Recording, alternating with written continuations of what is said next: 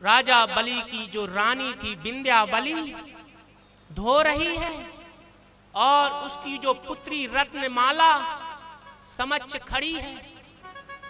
धन्य वो माता कि महाराज ऐसे पुत्र को जन्म दी। उसके बाद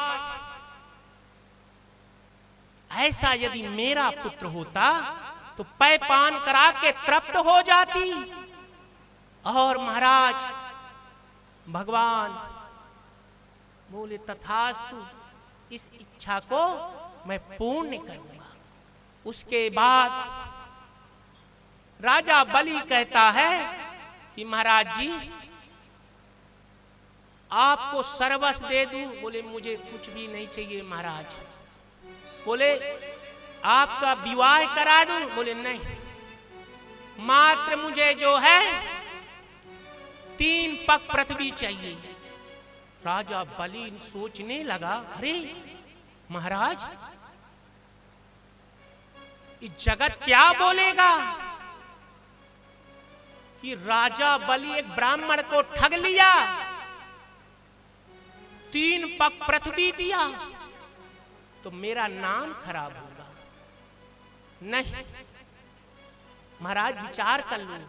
तब राजा बलि से ब्राह्मण देव कहते हैं महाराज आज प्रातः था, किसी के घर के सामने चबूतरा बारंडा था, मैं वहां क्या कर रहा था, गायत्री मंत्र संध्या जाप कर रहा था। तो जैसे बैठा उसने उठा के मुझे भगा दिया, मेरा संध्या बंधन अधूरी रह गई। महाराज तो मैंने जब से विचार कर लिया है कि यदि 3 पग पृथ्वी रहे मगर स्वयं की रहे। बोले महाराज विचार लो। उसके बाद कान में लग के रहस्य को शुक्राचार्य जी महाराज जान गए। राजा बलि ये कोई साधारण व्यक्ति नहीं है तेरे समक्ष जो खड़ा है, मुकर जाओ। बोले साक्षात विष्णु है। बोले अच्छा। बोले मैं तो आरती गाता था। हैं? कौन सी आरती गाता था? तेरा तुझको अर्पण क्या लागे मेरा। हैं? वैष्णव हूं, कंठी धारण करता हूं महाराज। और दूसरी बात आप जो कहते हैं कि पाप करके नरक में जाने से अच्छा दान करके नरक स्वीकार करूंगा।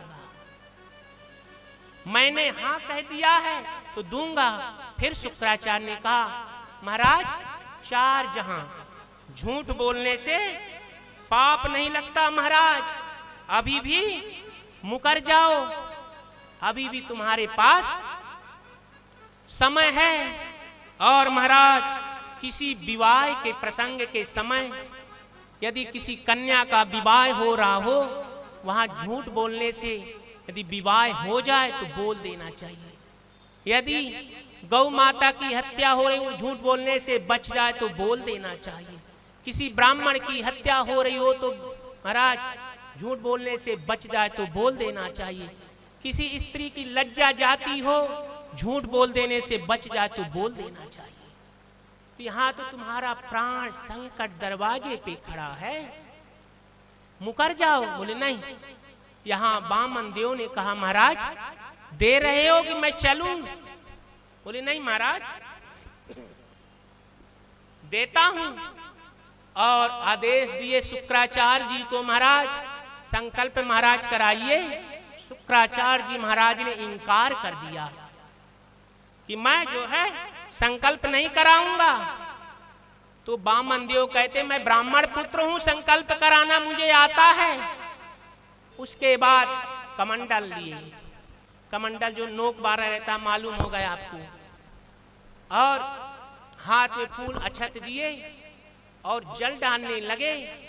तो सूक्ष्म दृष्टि सूक्ष्म स्वरूप से महाराज उस छेद पे बैठ गए। शुक्राचार्य भगवान ने कहा रे शुक्राचार्य यहां भी नहीं छोड़ रहा।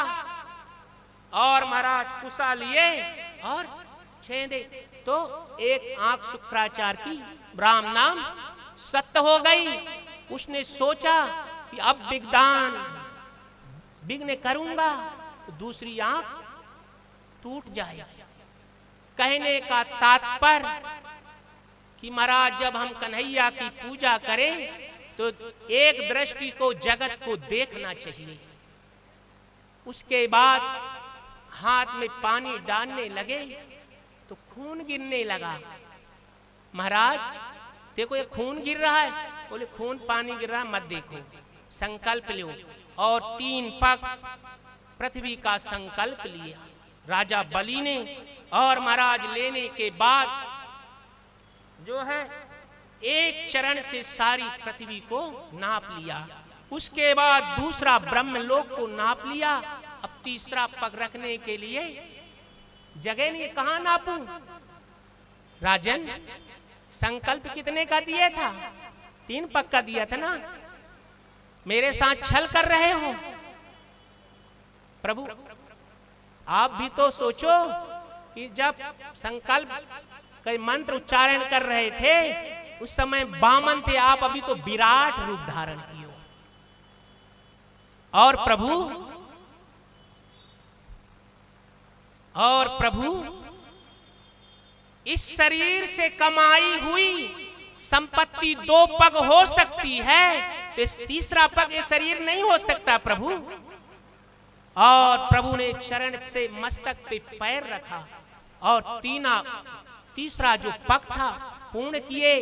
उसके बाद भगवान कहते हैं कि महाराज कुछ मांगना चाहते हैं? बोले मुझे कुछ भी नहीं चाहिए, मैं क्या करूं? जिस मार्ग से निकलूं आपके दर्शन होना चाहिए। और महाराज बोले ठीक है। और राजा बलि को सुतल लोक भेज दिया गया। और सुतल लोक में महाराज एक भगवान विष्णु क्या करने लगे? चौकीदार बन गए। जैसे 4 माह महाराज मांगलिक कार्य क्या होते हैं? बंद हो जाते हैं। देव सैनी एकादशी से देव उठनी एकादशी तक सब मांगलिक कार्य गृह प्रवेश सब बंद रहते हैं। भगवान विष्णु राजा बलि के यहाँ चौकीदारी करते हैं। और अब जिस मार्ग से निकले तो वही चौकीदार ही हो सकता, दूसरा तो हो नहीं सकता।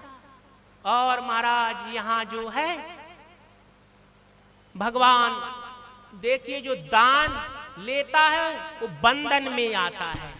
आपने गौर किए कि थे तो भगवान मगर दान लिए, दान देने वाले का हाथ ऊपर था, आज बंधन में भगवान आ गए।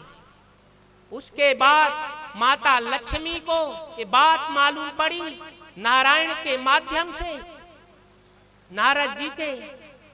और तो बोले कि भाई अब कैसे मैं अपने पति को क्या करूं मुक्त वहां से? बोले जैसे आपने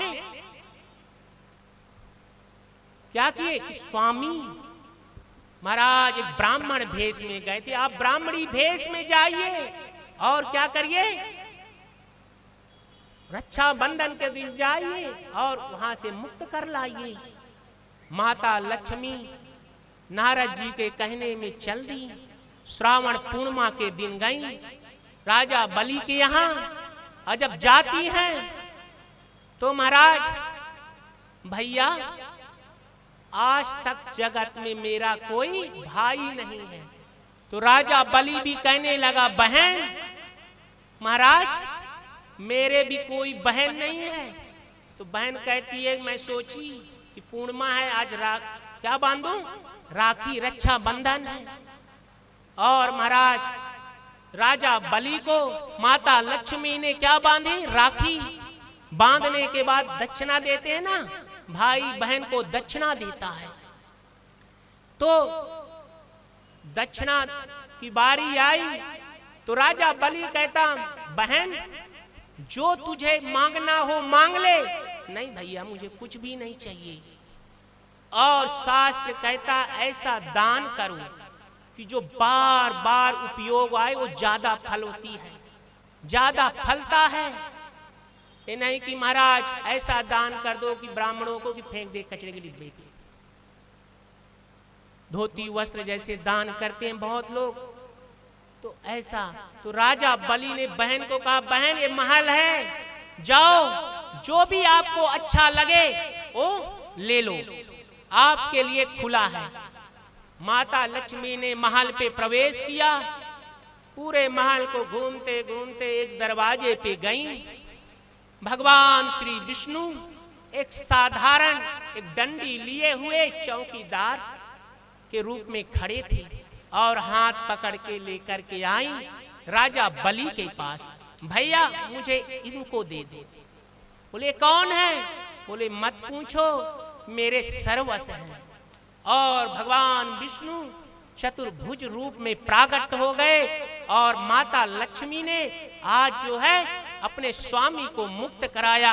बोलिए भक्त वत्सल भगवान की जय, बोलिए कृष्ण कन्हैया लाल की जय, बोलिए गिरिराज धरण की जय, बोलिए द्वारकाधीश भगवान की जय, बोलिए शिव जी महाराज की जय, बोलिए हनुमान जी महाराज की जय, बोलिए शारदे मात की जय, बोलिए चंडी देवी मात की जय। जय जय श्री राधे, जय जय श्री राधे, जय जय श्री राधे।